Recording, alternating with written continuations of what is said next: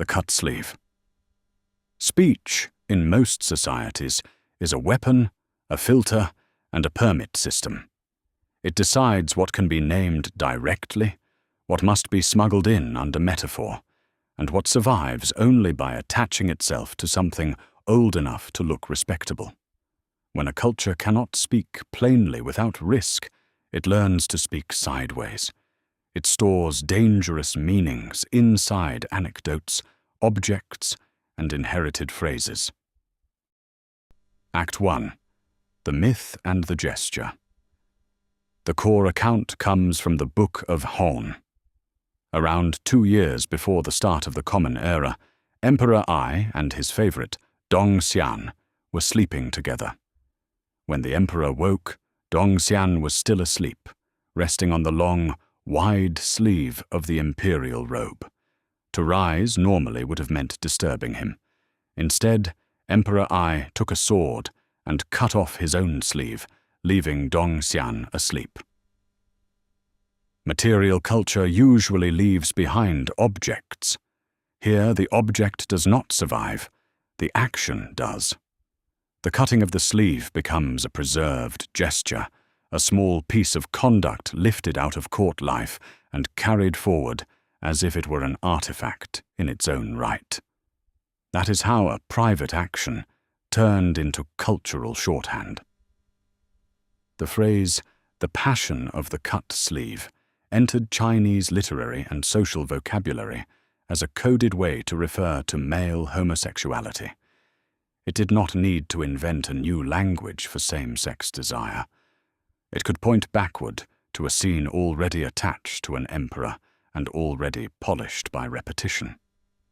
In a literary culture where indirect reference could be safer, more elegant, and more survivable than explicit statement, the cut sleeve worked as both signal and cover. It carried recognition without blunt exposure, and allowed male love to appear inside cultivated language without arriving naked. Act 2. Intimacy against absolute power. Emperor Ai was not an ordinary lover making a small domestic sacrifice. The Han ruler stood inside a system of concentrated authority that reached across an empire. He did not need to negotiate comfort with anyone beneath him. If Dong Xian lay across the sleeve, the emperor had every formal right to wake him. He does the opposite. The tender gesture takes place inside an absolute hierarchy. The emperor accepts inconvenience, then goes further and destroys part of his own robe. Power appears here as voluntary restraint. The ruler subordinates his own ease and even the integrity of imperial clothing to the sleep of a courtier. An imperial robe was not casual fabric. It belonged to the visual order of rule. Court dress carried ritual and political weight. The robe was part of how the state appeared. It marked office, rank, and distance. To cut it was to damage an object saturated with state meaning. A private feeling leaves a visible wound on public regalia.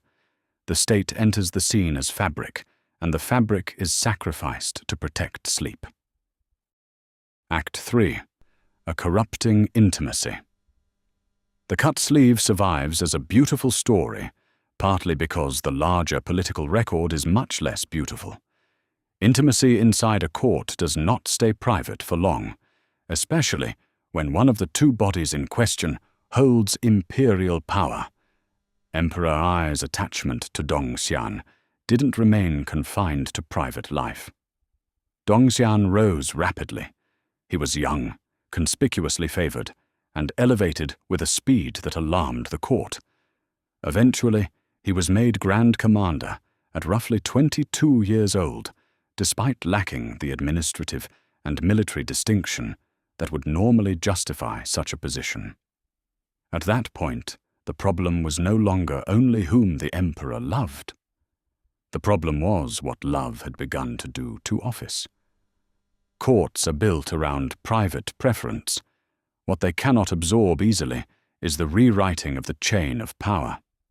Once Dong Xian's advancement reached the highest levels of office, intimacy also became a mechanism of distribution. Titles, influence, and access began moving along lines that did not reassure the bureaucracy. Affection became an administrative event. The reported suggestion that Emperor Ai might even pass the throne to Dong Xian sharpened that fear into something closer to panic. That thought showed how far private attachment had pressed against the political frame. The empire was no longer merely accommodating a favorite. The sleeve anecdote makes love look delicate.